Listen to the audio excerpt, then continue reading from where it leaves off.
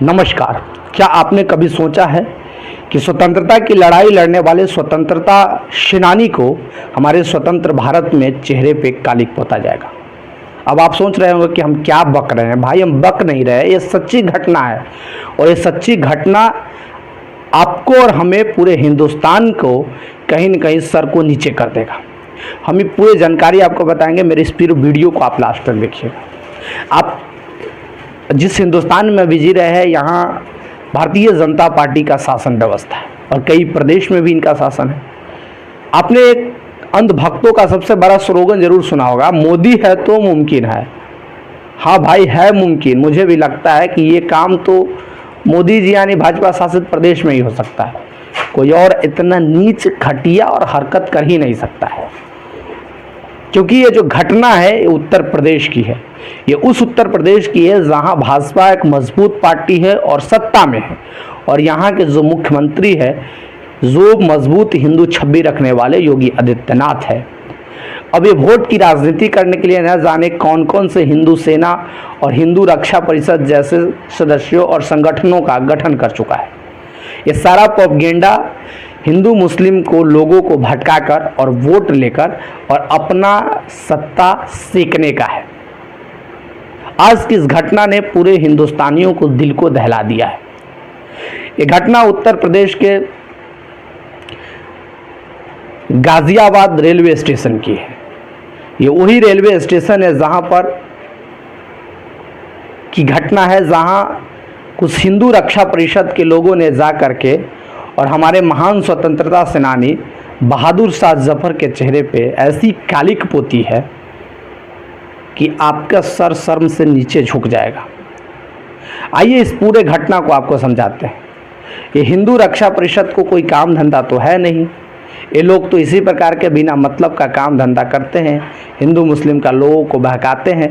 पढ़ाई लिखाई करना, किसी चीज़ की जानकारी करना तो है नहीं। एक बार कोई बोल दिया, बिना सोचे समझे जाकर वो काम कर देना है।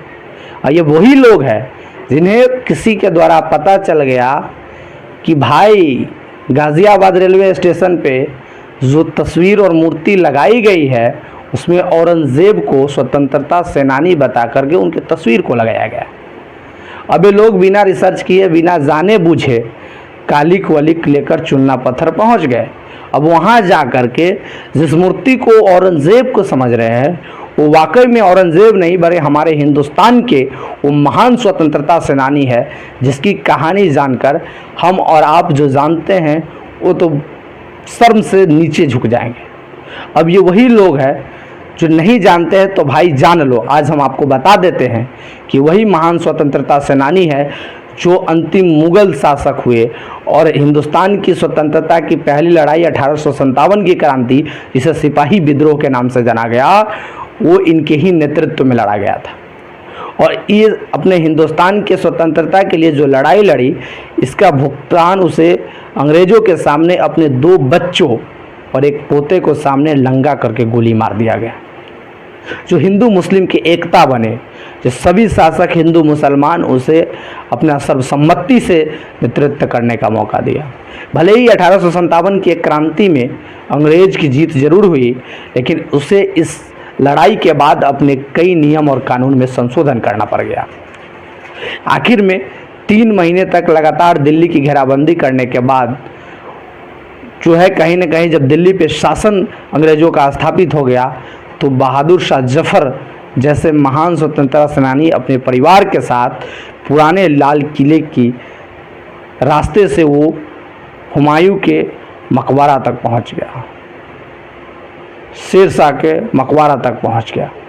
लेकिन वहाँ पे भी किसी अंग्रेज़ को भनक लगी और वहाँ पहुंचकर इन्हें अपने आप को अंडर करके सरेंडर कर लिया और कहा कि आप पर मुकदमा चलेगा, अगर आपके खिलाफ में अगर नतीजा नहीं आया तो फिर आपको रिहा कर दिया जाएगा। जबकि इन्हें ले जा करके इनके 2 पुत्र मिर्ज़ा जफ़र और मिर्ज़ा मुग़ल के साथ साथ अबू जफ़र, इनके जो बच्चे पोते थे, उन्हें नंगा करके गोली मार दिया गया और इन्हें जेल में भुगतना पड़ा। और इनकी मौत के बाद 132 साल बाद इन्हें दफनाया गया था, उसका जगह मिला।